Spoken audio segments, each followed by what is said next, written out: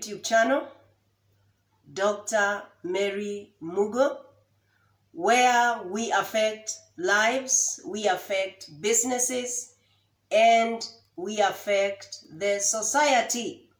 If you have subscribed, thank you. I am beyond 1,000 subscribers because of you. Feel appreciated. If you have not subscribed, hit the button. So today I want to affect businesses, matters strategy. Now strategy is at 3 levels. We have strategy at corporate level, strategy at business level, and strategy at functional level. Yeah? And so allow me to speak to managers, to speak to CEOs, to speak to leaders, to speak to business owners. What is corporate strategy? Now, corporate strategy defines the direction the company or the organization will take. Corporate strategy is a long-term strategy. It is a continuous process. Yeah? So you have to continuously relook at your corporate strategy because the environment in which you are operating is dynamic. Since COVID in March, it is expected that the leaders in every organization have sat down to strategically relook at their corporate strategy. Yeah? And there are various strategies that an organization or a company can adopt at the corporate level. Yeah?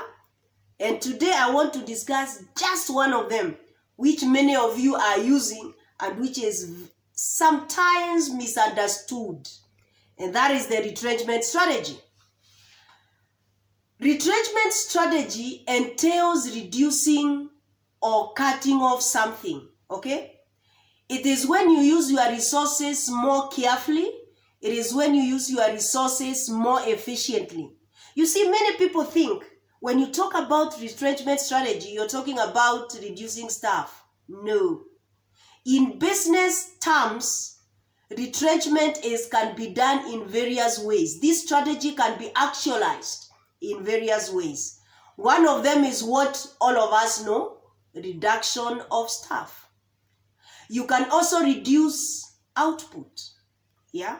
You can decide to reduce your output. You can withdraw a product or a service. Okay? You can withdraw from a market. Yeah? You can sell a business unit. Or you can scale down your investment in the business. All those is what we call retrenchment strategy. Or that is what involves retrenchment strategy. Now, when should you use this strategy? Because many people, many companies are quick to use this strategy, even when it is not necessary. There are various times when you use this strategy. Number one, you use this strategy if you lack a competitive advantage. Yeah? You use this strategy if your market share is lost or it is reducing significantly. Yeah? You use the retrenchment strategy when there is an economic downturn. Yeah? Things are not as they, like now, where we are now, the economic downturn. Yeah? You use it when there is change of ownership. You use the retrenchment strategy, for instance, when the cost of operation is too high or when the return on investment is too low. So don't use this strategy anyhow, okay? Now, if you want limited impact, then use small-scale incremental retrenchment. But if you want fundamental reappraisal of your business, then you need to use significant retrenchment. Now, what are the implications? Just in case you are using this strategy, what are the implications of using this as your strategy? There is change in responsibilities. There is greater workload. And that greater workload may cause stress. Yeah? May cause loss of morale. May cause demotivation to the employees who are left. So when you use this strategy, you must understand those implications. For the simple reason, the people who are left there may need some training, may need some, some talks to assure them that they're gonna be there. Yeah, you have new teams, you have different reporting structures. That tells you when you use the retrenchment strategy, your organization structure changes. You cannot do things the old way and expect to see change. Yeah, you cannot lay off staff and then retain everything else the same way. You will not have done anything. Okay. Another implication is new leadership or new leadership styles. Strategically speaking, it is advisable to actually use retrenchment if you have new leadership. Yeah. And you must understand when you use this strategy, you have new objectives, new priorities, new aims. Yeah. You don't use retrenchment strategy and your objectives are the same. Yeah. Your priorities are the same. You cannot leave staff off and then you are using your money to go for holidays, to take people out. That is immoral. Yeah. Another implication when you use the retrenchment strategy is there is threat to the existing organization culture. Culture, culture and structure are very important in strategy. So your culture has to change, You don't use retrenchment strategy and the culture is the same. Yeah. And it is important for you to understand this if you have to get the best out of this. But also understand there are various types of retrenchment strategy. For today, I'll list them.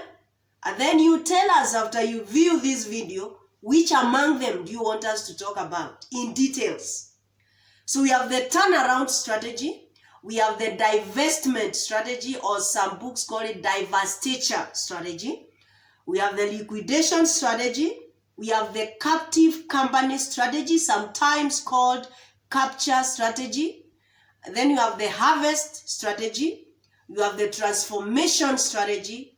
You have the leadership strategy. And you have the niche strategy.